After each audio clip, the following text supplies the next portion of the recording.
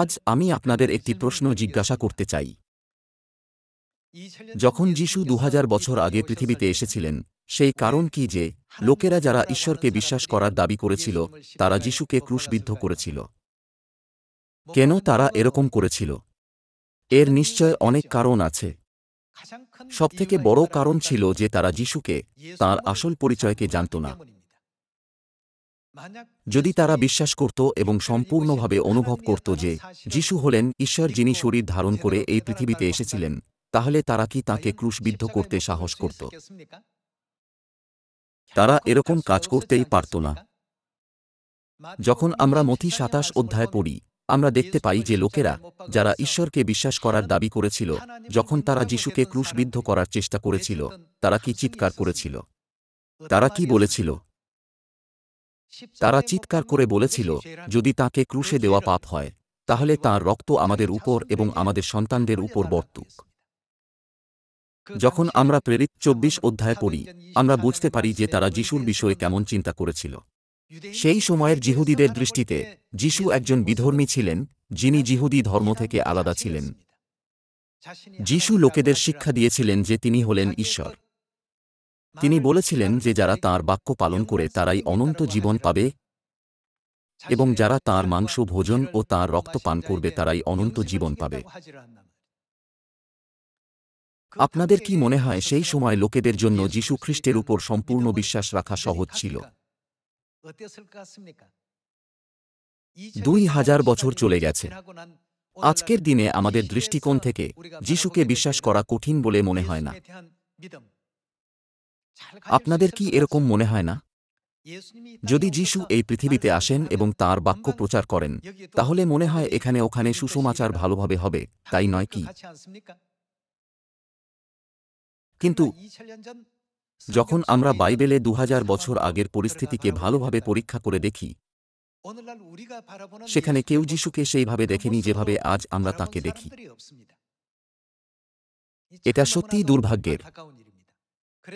সেই জন্যই বাইবেল বলে যে খ্রিস্টকে জানা হল ঈশ্বরের সমস্ত রহস্যের মধ্যে রহস্য।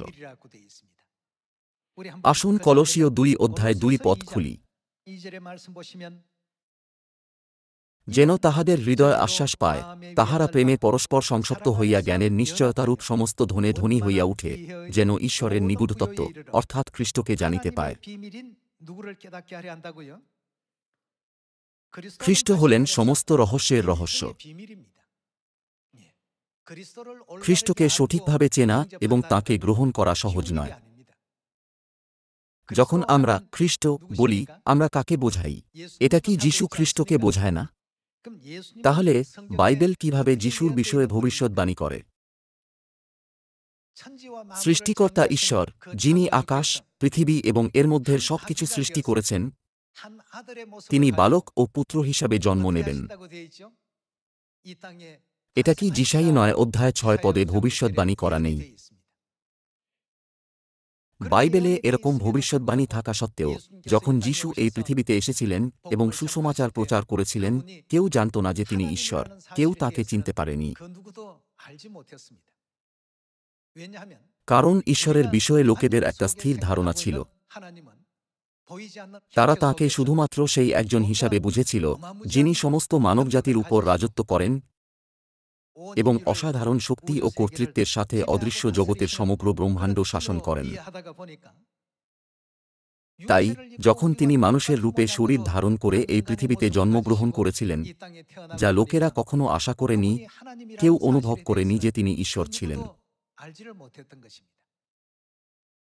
সেই জন্যই বাইবেল বলে যে বাইবেলের 66টি পুস্তকের মধ্যে সবথেকে বড় রহস্য হল ঈশ্বরকে খোঁজা এবং জানা।